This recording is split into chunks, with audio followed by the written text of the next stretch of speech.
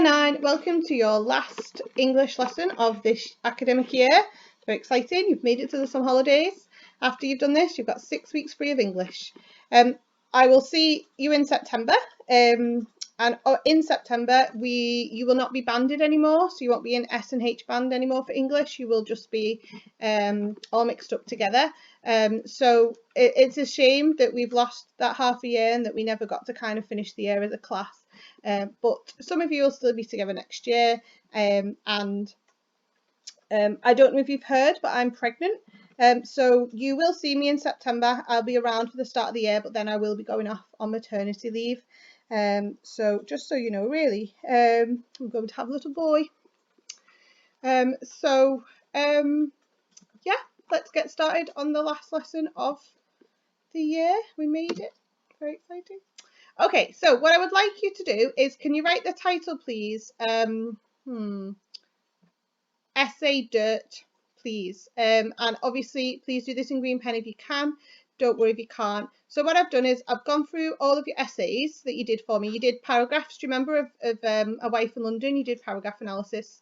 And I've gone through them and I've selected some to share with you here that I think everyone can learn from in terms of what went wells and EBIs. What I'd like you to do is, as I go through, make notes basically on what you learn from my feedback. And ideally this will be in your book underneath your analysis paragraph. But I think you've probably done notes on the manhunt since then and all your comparison work from earlier on in the week. So just do it as close to it as you can. Okay, so we're going to start off with this one. I have tried to keep it quite short because I know it's, the penultimate day. And I've also, if I haven't chosen your work, it doesn't mean your work was bad or anything. Some of them I couldn't pick because the picture was quite small, or it was over like 2 pictures, so it's more difficult to put onto the PowerPoint. But please be assured that I've read them, and I've kind of picked ones that summarise everyone's EBIs and what went wells. Okay, so starting with this one, you don't need to copy out the actual essay. In stanza 2, Hardy presents London in its phrase of war as silent and cold, although this is interrupted by a messenger who comes to the wife in order to give her the letter from her husband. This is shown by the quotation, "A messenger's knock cracks smartly." The fact that the knock cracks smartly also suggests the message is about to bring pain to the lonely woman. So what's good about this one, and I would like you to write this down please under what went wells. In fact, can you divide your page into 2, what went wells on one side, EBIs on the other? It shows a really secure understanding of the poem, and that's absolutely something that loads of you have done and that is really important. I'm really confident that you know this poem really well.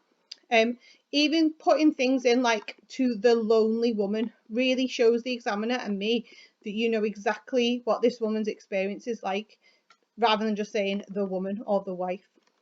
It's also got some great specific analysis of the phrase "crack smartly," so make sure you always do that. Always select individual words to analyse out of the quotation you pick if you can.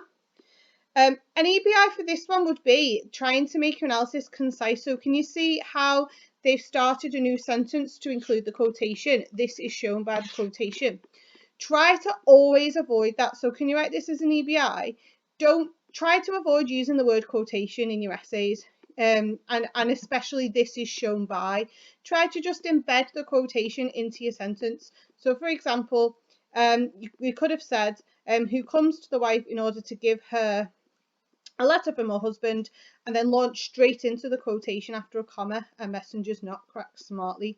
Don't worry about introducing your quotations with sentences, with phrases, and this will really help you out with your baseline when you come back in year 10.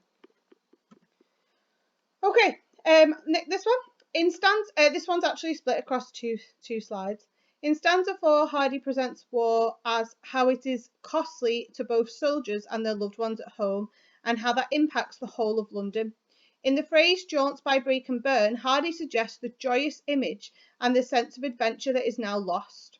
There is a sense of innocence that's lost.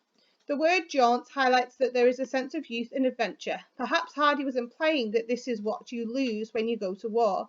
It keeps us from growing and having a future. So this is really well developed. As an EBI, I've not actually written this down, but as an EBI, try to avoid being too repetitive. So I feel like there's a few phrases in there that were repeated a little bit too often, in terms of innocence, adventure, etc. But there's so many good things about this as a first half of a paragraph. So firstly, it starts with a really clear line of argument about how war is presented. It's really focused on the question. Costly is the inference, isn't it? So it's really concise. There's a quotation and inference in one sentence. So this one does what the previous one doesn't. It selects one word for some word level analysis, jaunts. And we've also got this really open and speculative tone. So where they've said perhaps Hardy was implying, can you make sure that you do that in your essays as you move into year 10, because it's really, really important, and it will help you to get the higher bands, especially band 4 and 5, which a lot of you will be going for. Okay.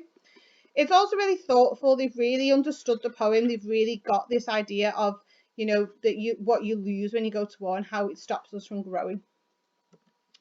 Carrying on then, what else they do well is they then go on to do some cross-referencing. So this is further developed by the phrase new love that they would learn, which suggests that the husband looks forward to their marriage growing and developing. It suggests tragedy because the wife knows he has passed because the telegrams are very slow. Hardy successfully embodies how much war costs. Ending the poem on this line emphasises the tragedies of war. Through both of these quotes, Hardy suggests that war costs the soldiers their future with their loved ones. This reflects Hardy's criticism of the war and his strong reluctance to support it. So that's all one paragraph.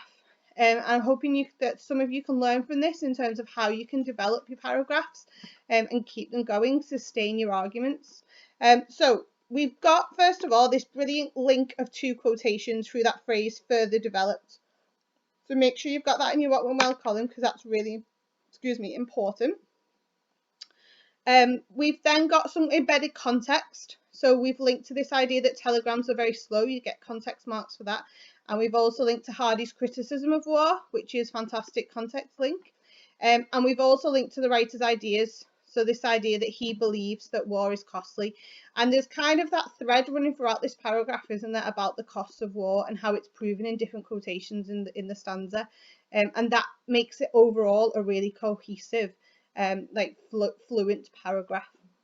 Okay, so this is a really strong example, and I would encourage you to use this as a kind of foundation for your own essays. Okay, let's have a look at this one then. Hardy uses the fog in London to emphasise how the woman feels trapped in her grief, having received the news of her husband's death. The fog is described as webby in the first stanza. In the third stanza, Hardy presents the fog hands thicker.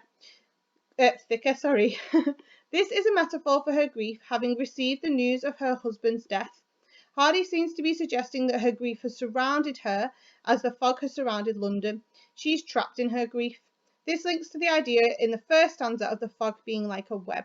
So the reason I wanted to put this one in was because it develops, it tracks the poem really well. So it goes from stanza 1's quotation about the fog to stanza 3's quotation about the fog. That's a really good skill if you can do that. So please write that down as a what went well. She also explores the writer's language choices in the metaphor, which it absolutely is a metaphor for her grief. We've also got another lovely phrase that you can use in your own essays, seems to be suggesting. That's a really nice speculative tone phrase that you should try and use. And I think the inferences are really thoughtful, this idea that the grief has surrounded her, and just the fact that they're really thinking about how these 2 quotations work together. So this is, again, a really strong example. You can see it's a lot shorter than the previous one, so it kind of proves that it's not always about quantity. There's a lot of quality here. This is a really good approach to how to construct your paragraph. Okay, this one. In stanza 2, Hardy presents war as having a negative impact on the wives of soldiers who are away from home. In the phrase, a messenger's knock cracks sharply, Hardy suggests that the knock on the door shocks the wife and the letter is unexpected. This is further developed by the phrase of meaning it dazes to understand, indicating that the wife can't believe what she's reading. The word dazes suggests the wife is caught off guard and doesn't really know what is happening. The length of the message, he has fallen in the far south land, is so short, but the impact is immense. In this stanza, Hardy suggests that war, even though it is so far away in a foreign land, its impacts are life-changing and horrific. Okay, so I wanted to show you this one because it's quite a well-developed example of stanza 2. Well, what went well is that this is really concise analysis. We've got quotations and inferences in one sentence. So, for example, in the phrase, the messenger's knock cracked sharply, Hardy suggests the knock on the door shocks the wife and is unexpected. We've got some lovely phrases in here that I wasn't seeing too often, so I wanted to show you these ones and write these down, please. Indicating is a lovely word to use instead of suggests. And impact is immense is a really nice phrase there to sort of summarise that, obviously the impact that this letter has. And it really shows an appreciation for what the writer's trying to achieve, and you'll get good marks for using that phrase. So please write that down. And then he links again to the writer's ideas at the end, this idea that he thinks that war is horrific and life-changing, even though it happens in such a far-off place. As EBIs, I think there's just a few sort of just thinking about your accuracy in your writing. So make sure you give Hardy a capital H because he's the writer. The last sentence, it just doesn't quite make sense. There's just scope to work on the fluency there of that sentence. And then the key thing is your full stops. So can you see after that it says the letter is unexpected? This is developed further by the phrase. There needs to be a full stop after unexpected. So just be careful that you're not. The easiest way to explain it is if you're starting to analyse a second quotation, it's better to start a new sentence and say, this is further developed by. Okay, so make sure you use that phrase. Right, I think that is the last one. I didn't want to do too many more because I thought it's, penultimate day, might have a short attention span, and fair enough. So I hope that gives you a really good overview of what your essays need to be like and some good skills that you should be including in your baseline in September. Please remember that these skills are just a starting point. You will spend or have the opportunity to develop these style of essays with every single literature text that you do for your GCSE. So if you're not picking up things now, it's absolutely fine. You've got 2 years still to work on it nearly, haven't you? So plenty of time to work on it. Guys, it's been an absolute pleasure to teach you for the time that I got to actually see you face to face. I really enjoyed and look forward to our lessons. So like I said at the start of the video, I'm really sorry that we didn't get to finish the year and we lost so much time. But I really feel like you're going into year 10 in a really strong position. You're great. Both of your classes are really good and strong, and you're going to be absolutely fine in year 10. So I hope you're looking forward to it. And I'm looking forward to seeing you for a bit in September. Take care and have a lovely summer. Bye, guys.